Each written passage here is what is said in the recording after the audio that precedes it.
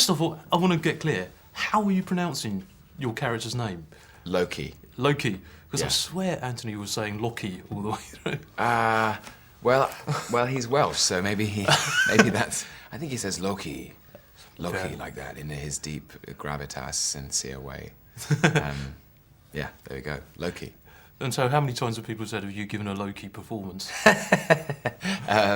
A few times initially when I got cast. Yeah, my friends were like. In fact, I got given by one of my best friends a very, very tiny key, and it was supposed to be my talisman for the. He said it's for a low door. It's the key to a low door. I was like, nice one, Tom. I see what you're doing there. Because I saw the film yesterday and I genuinely really enjoyed it. Oh, It's terrific. Great fun. What got me about what you had to me, it's that helmet. I mean, Yeah. what was it like having to wear that all the time? Yeah, it is in the comics. Loki has a pair of satanic horns on his head the entire time. So if I didn't do that, I think I probably would have scrimped on the character in some way. But it also makes you stand up straighter. But the costumes were so beautifully made, but they had a weight to them. So when you've got film lights shining on you, it can get quite hot under there.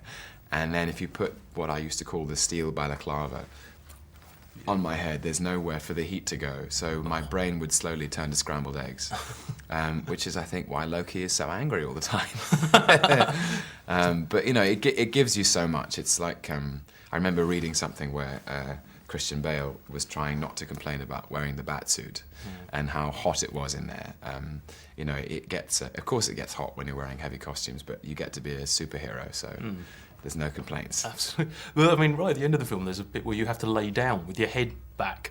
Were That's the horns right. getting in the way there, or did they have special horns for laying down scene? They didn't, no. No, I guess it's just, it all feeds into the mix in a way when you're shooting.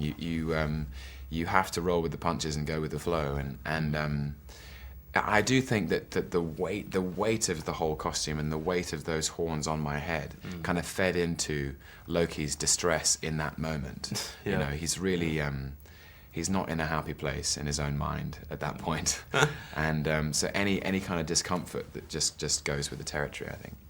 And when you first got the role, I mean, what did you know about comics, or what did you know about Norse gods, or did you quickly go to Wikipedia and?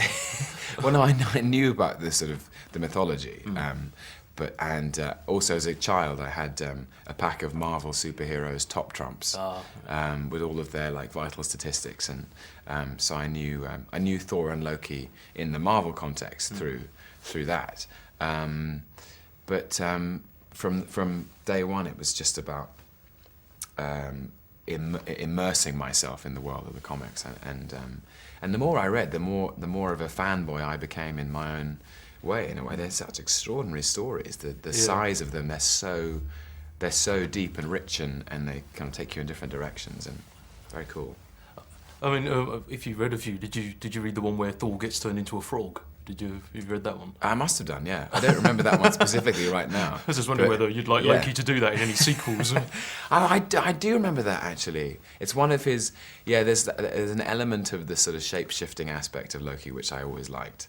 I remember there's a version where he turns a whole street of cars in New York into ice cream, and then he goes down and turns whales on Earth into sea serpents, just to see how the sailors cope, and those kind of things. So he does a lot of kind of magic spells, which I don't get to do so much in this one, but hopefully in the future I will.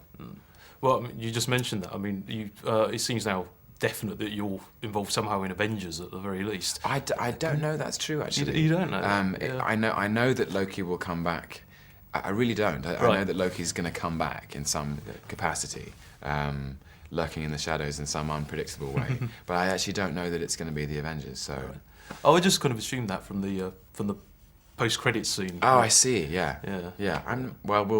We'll see. Who knows, man? And I mean, obviously, the other big thing about this film, as opposed to your usual superhero film, is Kenneth Branagh directed it. I know. I mean, what was it like having him as a director, and how did his big Shakespearean background, did that come into it at all? Oh, I think so. I mean, I think his he's such an amazing storyteller, and he has a kind of mastery of the beats and twists and turns of what really makes a good story. And Shakespeare's plays are full of kings and queens and princes who are all competing for each other's affection and pride. And really, this is exactly that. This is a king and his two sons who are princes competing for his affection, love, and pride. I think what's wonderful about Ken is he's got an appreciation for the genre. It's a huge sci-fi, fantasy, adventure epic, but wrapped inside that is a dynastic drama and also a kind of comedy caper romance as well. So it's really amazing what he's done, I think.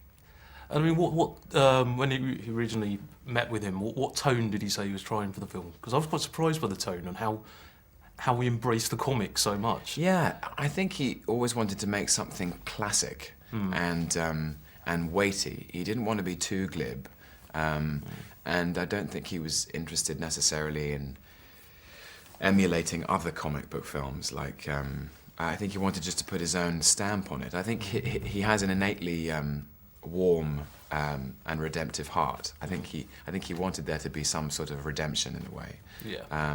And it's a very pure story. It's about the hero's journey from arrogance to humility. So right. That was just been wrapped up. Got one final quick question: if you were a god yourself, what would you want to be the god of?